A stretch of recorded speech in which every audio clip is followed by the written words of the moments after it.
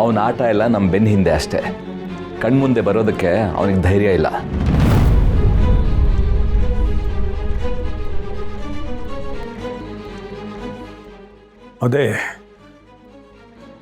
ಅದೇ ನನಗೂ ಭಯ ಆಗ್ತಾ ಇರೋದು ಗಿರಿ. ಅವನು ನಮ್ಮ ಕಣ್ಣಿಗೆ ಕಾಣಿಸ್ಕೊಳ್ದೇ ಇರ್ಬೋದು, ಆದರೆ ಅವನ ಕಡೆಯವ್ರನ್ನ ಬಿಟ್ಟು ನಮ್ಮ ಬಗ್ಗೆ ಎಲ್ಲ ತಿಳ್ಕೊತಾ ಇದ್ದಾನೆ.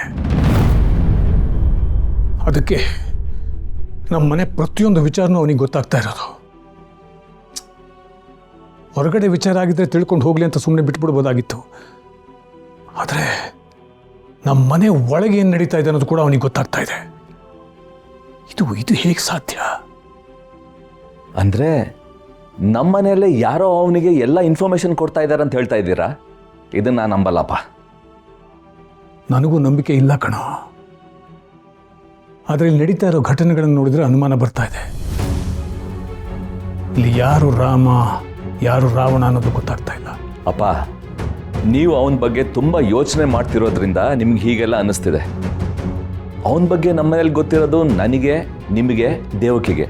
ಅಂದಮೇಲೆ ಅವನಿಗೆ ಯಾರು ಸಹಾಯ ಮಾಡ್ತಾರೆ? ಅದು ಅಲ್ಲದೆ ಇಲ್ಲಿರೋರು ಯಾರು ನೀವು ಹಾಕಿದ ಗೆರೆನ ದಾಟೋದಿಲ್ಲ ಅಪ್ಪ. ದಾಟಿದ್ರೆ ಏನು ಪರಿಣಾಮ ಆಗುತ್ತೆ ಅಂತ ಎಲ್ರಿಗೂ ಗೊತ್ತು. ನೀವು ಇದ್ರ ಬಗ್ಗೆ ತುಂಬ ಯೋಚನೆ ಮಾಡಬೇಡಿ. ಮೊದಲು ನಾನು ಕಲೆಕ್ಟ್ ಮಾಡ್ಕೊಂಡು ಬಂದಿರೋದು ಸರಿ ಇದೆಯಾ ಅಂತ ನೋಡಿ.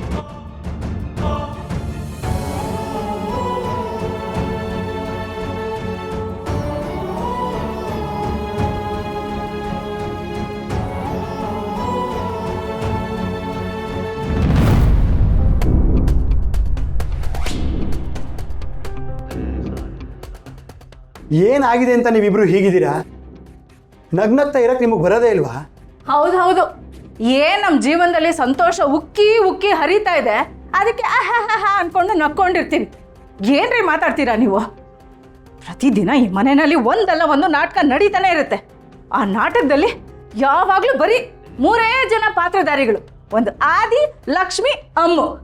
ಅಮ್ಮಗೇನಾಯ್ತು, ಅಮ್ಮಗ್ ಹಾಗಾಯ್ತು, ಅಮ್ಮಗ್ ಹೀಗಾಯ್ತು. ಆದಿ ಊಟ ಮಾಡಿದ್ನ, ಊಟ ಮಾಡ್ಲಿಲ್ವಾ? ಲಕ್ಷ್ಮಿ ಅವನನ್ನ ಚೆನ್ನಾಗಿ ನೋಡ್ಕೊಳ್ತಾ ಇದ್ದಾಳ, ಚೆನ್ನಾಗಿ ನೋಡ್ಕೊಳ್ತಾ ಇಲ್ವಾ? ಬರೀ ಇದೇ ಡಿಸ್ಕಷನ್ನು. ಯಾರಾದ್ರೂ ಒಬ್ರು ಈ ಮನೆಯಲ್ಲಿ ನನ್ನ ಬಗ್ಗೆ ಆಗ್ಲಿ, ನನ್ನ ಮಗಳ ಬಗ್ಗೆ ಆಗ್ಲಿ, ಅಟ್ಲೀಸ್ಟ್ ನನ್ನ ಮಗನ ಬಗ್ಗೆ ಆಗ್ಲಿ ಯಾರಾದ್ರೂ ಮಾತಾಡ್ತಾರಾ? ನಿಮ್ಮ ಬಗ್ಗೆ ಯಾರಾದ್ರೂ ಕೇರ್ ಮಾಡ್ತಾರೇನ್ರಿ? ನಿಮಗೆ ಮರ್ಯಾದೆ ಇದೆಯಾ ಸ್ವಲ್ಪನಾದ್ರೂ? ನಗ್ಬೇಕಂತೆ ನಗ್ಬೇಕು. ಚಂಚು, ತುಂಬಿದ ಮನೇಲಿ ಇದೆಲ್ಲ ತುಂಬ ಸಹಜ. ಅದು ಅಲ್ಲದೆ ನೀವಿಬ್ರು ಯಾವಾಗಲೂ ಬೇರೆ ಇರ್ತೀರ ಹೊರತು ಯಾರ ಜೊತೆನೂ ಇನ್ವಾಲ್ವ್ ಆಗಲ್ಲ. ನಿಮ್ಮ ಲೋಕದಲ್ಲೇ ಮುಳುಗಿರ್ತೀರ. ಎಷ್ಟೇ ಆಗಲಿ ಅವರೆಲ್ಲ ನಿಮ್ಮ ಮನೆಯವರಲ್ವಾ? ನೀವೆಲ್ರಿ ಬಿಟ್ಕೊಡ್ತೀರಾ?